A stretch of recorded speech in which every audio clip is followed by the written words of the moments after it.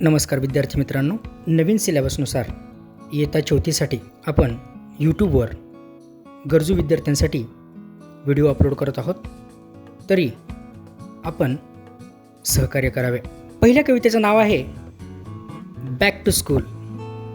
This is the first poem of your 4th standard and the poem is back to school. The day is here, I cheer, hurray.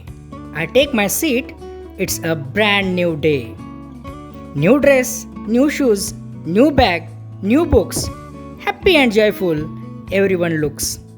My teacher's smile feels warm and bright.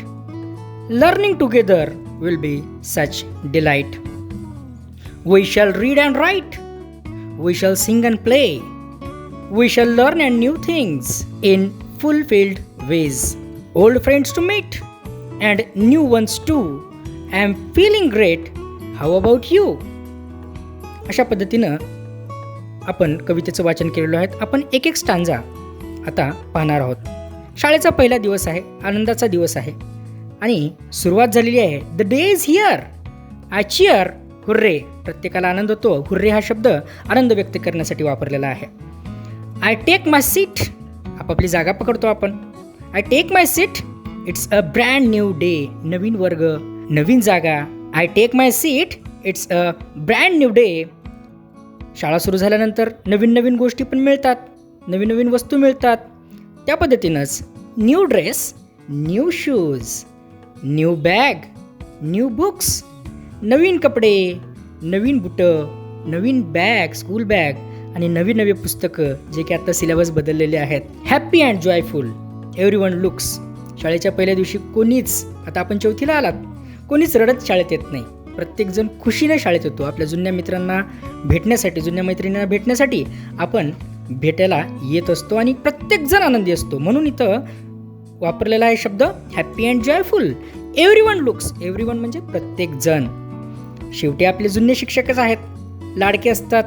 My teachers smile feels warm and bright. प्रत्येक मुलाचं, मुलीचं आपले शिक्षक हे काय करत असतात? Smile देऊन त्यांचं स्वागत करत असतात. जणू काही त्यांचं वेलकमच आहे. Learning together. आणि एकत्रित शिकण्याची जी मजा आहे ना मित्रांनो, ती कशातच नाही.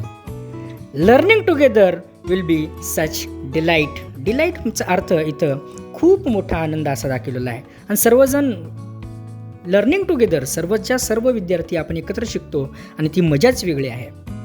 मग शाळेत येऊन आपण एकत्र बसून करायचं आहे काय? We shall read and write. आता आपण काय करायचं आहे? लिहायचं आहे, वाचायचं आहे. रीड म्हणजे वाचणे आणि राईट म्हणजे लिहिणे. We shall sing and play. आपल्याला गाणं म्हणायचे आहेत, खेळाच्या तासात खेळ खेळायचा आहे. We shall learn new things. We shall learn new things. नवीन नवीन गोष्टी शिकायच्या आहेत. आपला जो सिलेबस आहे बदललेला असला तरी आपल्याला नवीन नवीन गोष्टी आपल्याला शिकायच्या आहेत. In fun filled ways. आणि कसं शिक्षण आहे आपलं? आनंददायी शिक्षण आहे. प्रत्येकाला आनंदानं शिकायचं आहे, मजा करत शिकायचं आहे. प्रत्येक गोष्टी नव्या नव्या शिकायच्या आहेत, आनंदानं शिकायच्या आहेत. म्हणून मी इथं म्हटलंय we shall read and write, we shall sing and play, we shall learn new things in fun filled ways. आता बघा, ह्या ठिकाणी जुन्या मित्रांबद्दल आठवण काढलेली आहे. श्रीकृष्ण सुदामा हे जुने मित्र म्हणजे एक रत्नांची खाण असते. त्यासोबत त्यांच्यासोबत जेवणं, त्यांच्यासोबत उड्या मारणं, त्यांच्यासोबत खेळणं हे खूप महत्त्वाचं असते. म्हणून old friends to meet and new ones to.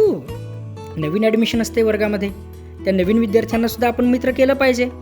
त्या पद्धतीनं old friends to meet and new ones too. I am feeling great. How about you? अरे मला खूप छान वाटते, पण तुम्हाला कसं वाटते हे नक्कीच सांगा. अशा पद्धतीनं ही कविता आपली इथं संपलेली आहे. ॲक्टिव्हिटी ज्या करायच्या आहेत त्या ॲक्टिव्हिटी आता आपण सोडवणार आहोत. Activity B, listen and repeat. TOGETHER together. DELIGHT delight.